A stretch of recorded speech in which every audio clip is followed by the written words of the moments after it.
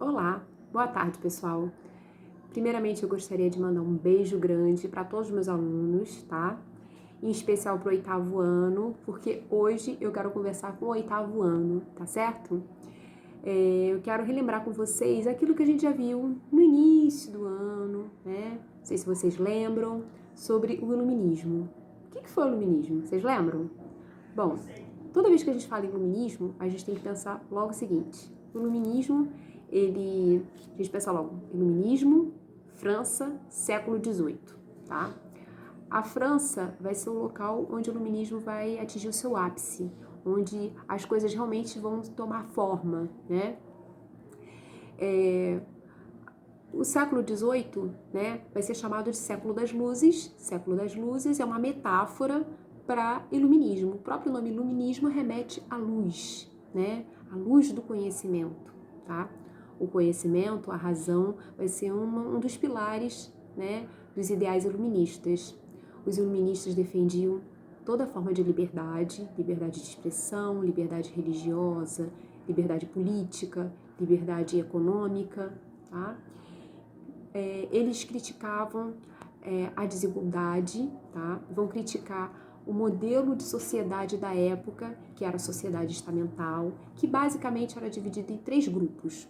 O primeiro grupo, que é o clero, o segundo grupo, que é a nobreza, e o terceiro grupo, que é o povo, junto com o povo, a burguesia. E o que é importante é que quando eles criticam esse modelo de sociedade, eles estão criticando uma sociedade onde existiam privilégios, onde o clero e a nobreza, tá, eles tinham privilégios e quem tinha que pagar os impostos era o terceiro grupo, que era os membros, né, o povo e a burguesia, que sustentava o luxo, né, dessa elite, que era a aristocracia, né, o rei, toda a nobreza e o clero. Então as ideias iluministas, elas vão vir para criticar, né, esse modelo de sociedade, né, essa política onde o rei detinha o poder, que a gente chama de monarquia absolutista ou poder monárquico absolutista, e a Igreja Católica, de certa forma, né, porque os membros do clero fazem parte da Igreja Católica e eles legitimavam o poder do rei. Eles diziam o seguinte: quem não obedece o rei está sendo desobediente com Deus. Os filósofos iluministas, eles vão valorizar muito a razão. Mas isso, a razão, o conhecimento, mas isso não significa que eles eram ateus, que eles eram incrédulos, que não acreditavam em Deus. Eles eram deístas, a maioria deles eram deístas. O que significa isso? Eles acreditavam em Deus, deístas, acreditavam em Deus. Contudo, eles sabiam separar, e eles diziam que tinha que separar a razão e a fé, ok? Então, gente, só para a gente relembrar aqui, o iluminismo foi um movimento intelectual, tá? No século XVIII, e ele vai atingir o seu auge na França do século XVIII, ok? Isso é o primeiro ponto para a gente saber sobre o iluminismo. As características: vai defender a liberdade de diversas formas, liberdade de expressão, liberdade liberdade religiosa, liberdade política, liberdade econômica.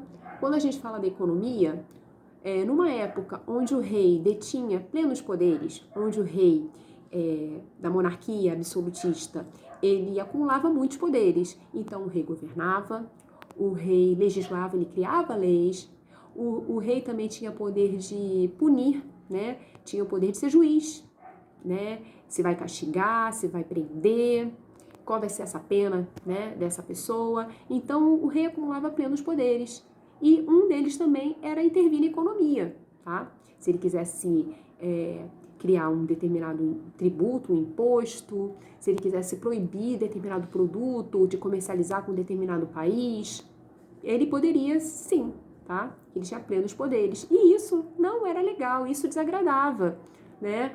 A burguesia, né?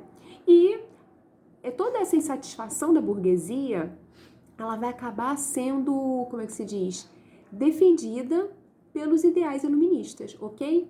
Então, meus queridos, Hoje só foi esse breve bate-papo, só para a gente relembrar um pouquinho do que foi o iluminismo, tá?